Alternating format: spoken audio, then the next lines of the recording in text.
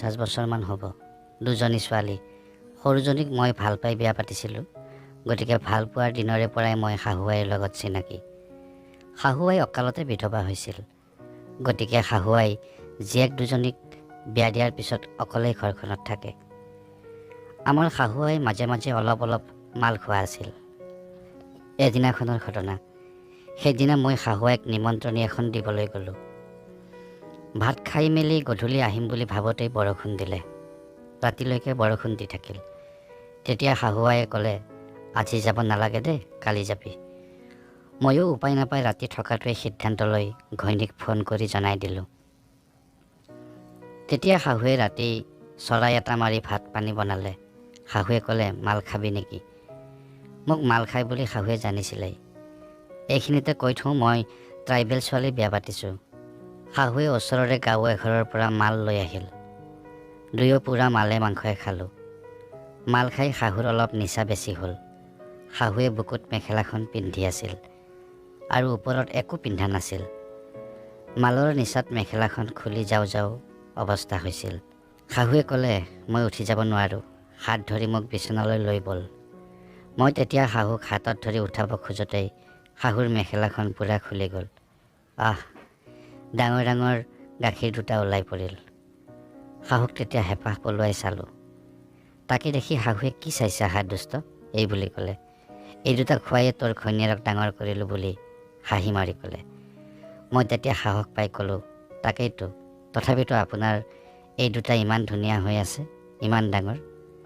তাইৰটো সৰু সৰু। তেতিয়া শাহুৱে, চুপ দুষ্ট, মই তোৰ মাৰ হওঁ, ব'ল এতিয়া মোক বিচনালৈ লৈ ব'ল। মই তেতিয়া দুখন হাতত ধৰাৰ দৰে কৰি এটা ছাইডৰ পিয়া টিপি দিলোঁ। শাহুৱে তেতিয়া একো নক'লে। মই তেতিয়া সাহস পাই পিয়াটো ভালদৰে টিপি বিচনালৈ লৈ গ'লোঁ।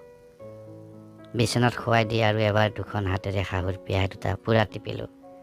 শাহুৱে তেতিয়া, দুষ্ট, মাৰৰ পিয়া দুটা টিপিবলৈ লাজ নালাগে তোৰ হা, এই বুলি ক'লে। মই তেতিয়া, ইমান ধুনীয়া আপোনাৰ পিয়া দুটা, এতিয়াও 25-30 বছৰ মানুহে হোৱা যেন লাগে আপোনাক বুলি ক'লোঁ। তেতিয়া শাহুৱে টিপি কেনে লাগিছে বুলি সুধিলে।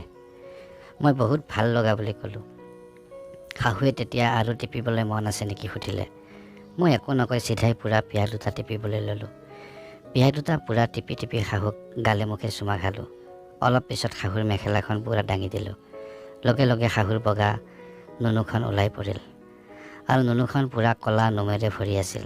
শাহুৱে কি কৰিছ বুলি কৈ ঢাকি ল'বলৈ চেষ্টা কৰিলে। মই গুৰুত্ব নিদি ভৰি দুখন পূৰা বহলকৈ মেলি ধৰিলোঁ আৰু নুনুখনত পূৰা হাতেৰে ঘঁহি থাকিলোঁ। অলপ পিছত শাহুৰ পূৰা গৰম উঠিল। ভৰি দুখন পূৰা বহলকৈ মেলি দিলে। মই আঙুলি এটা নুনুখনত সোমাই মাৰি দিলোঁ। ফচ শব্দ কৰি শাহুৰ পূৰা মালপানী ওলাবলৈ ধৰিলে। শাহুৰ নুনুৰ মালপানীখিনি খাবলৈ পূৰা মন গ'ল।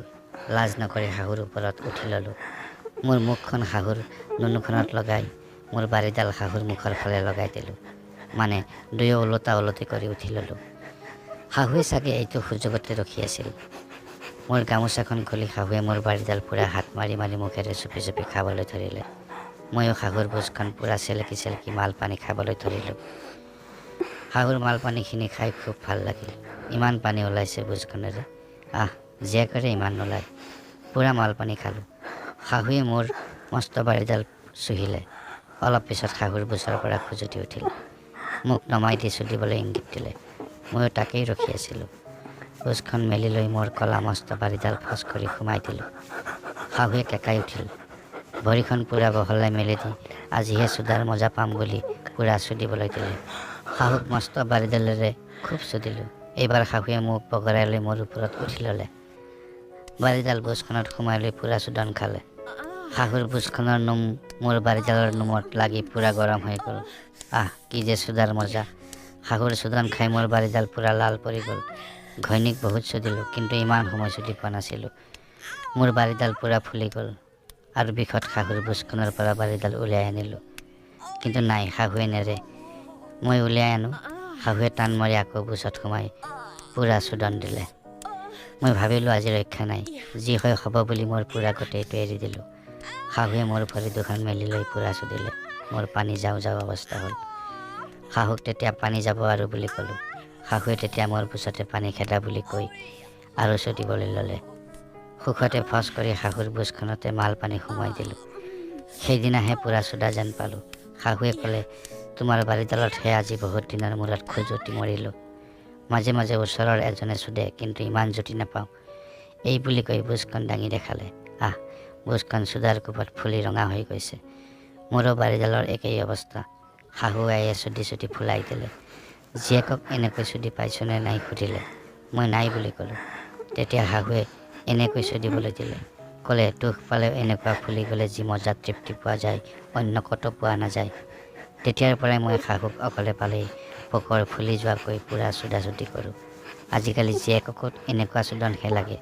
পাঠকসকল, আপোনালোকেও পূৰা গিলা বহল কৰি দিয়ক। বাৰী আৰু বুজ ফুলি যোৱাৰ পিছত যি মজা অইন ক'তো পোৱা নাযায়।